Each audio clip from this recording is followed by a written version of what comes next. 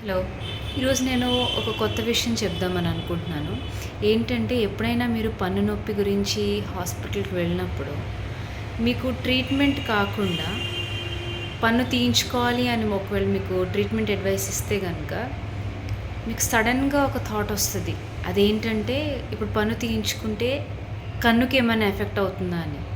కదా! యూజువల్‌గా అందరికొచ్చే డౌట్ ఇదే మాక్సిమం. ఇంకా పై పన్ను తీయించుకోవాలంటే ఇంకా మీ డౌట్ ఇంకా స్ట్రాంగ్ అయిపోతుంది. సో, కన్నేమన్నా ఎఫెక్ట్ అయిపోతుందేమో పన్ను తీయించుకున్నాక అని. సో, ఇటువంటి అపోహలు చాలా ఉంటాయి. బట్ ఇది కరెక్ట్ కాదు. Okay. So, here I'm doctor Sugna, cosmetic dental surgeon. So, ఈ థాట్స్ ఎందుకొస్తున్నాయి? అసలు నిజంగానే పన్నుకి, కన్నుకి ఏమన్నా రిలేషన్ ఉందా? పన్ను తీయించుకుంటే కన్నుకి ఏమన్నా ఇబ్బందా? ఒకవేళ పన్ను తీయించుకున్న తర్వాత నుంచి కంటికి ఏమైనా ఎఫెక్ట్ వచ్చి చూపు ఏమైనా తగ్గిపోతుందా? ఇటువంటి సందేహాలు చాలామందికి వస్తాయి. అండ్ సహజమే డౌట్స్ రావడం కూడా. అండ్ కనీసం రోజుకొక్క పేషెంట్‌నైనా మేము ఎన్‌కౌంటర్ చేస్తాం ఇట్లా. సో, ఇది యాక్చువల్లీ రాంగ్ డెసిషన్. మీరు దీనివల్ల ట్రీట్మెంట్ చేసుకోవడం కూడా మానేస్తారు. సో, ఇది కరెక్ట్ కాదు.